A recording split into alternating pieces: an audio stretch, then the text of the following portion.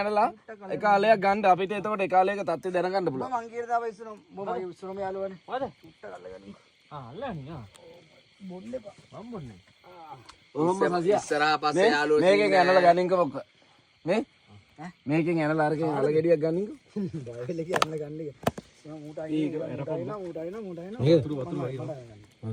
Pork එක තියෙනවා, beef එක තියෙනවා, පරිප්පු තියෙනවා, උයල තියෙනවා, ඔක්කොම බඩු තියෙනවා.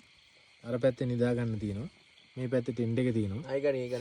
මේ ඉන්නේ මෙයා තමයි මේ ප්‍රධාන දක්ෂ සොල්දාදුවා මේ අපි ඔක්කොම අරන් ආවේ තරුදු මහත්තයා තමයි.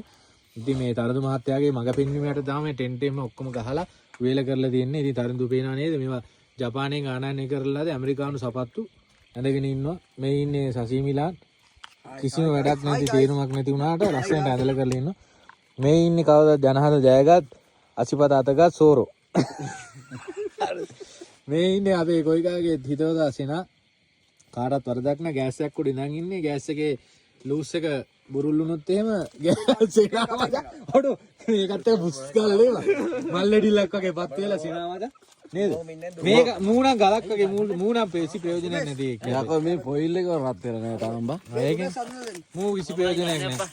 මේ ඉන්නේ මොනවාද බා? මොන එන්ජිනියර්ද බා? සෝෆ්ට්වෙයාර් එන්ජිනියර්. මේ ඉන්නේ කවුරුත් ජනහත ජයගත් ගුලි කෑවා. ජීවා ටැටු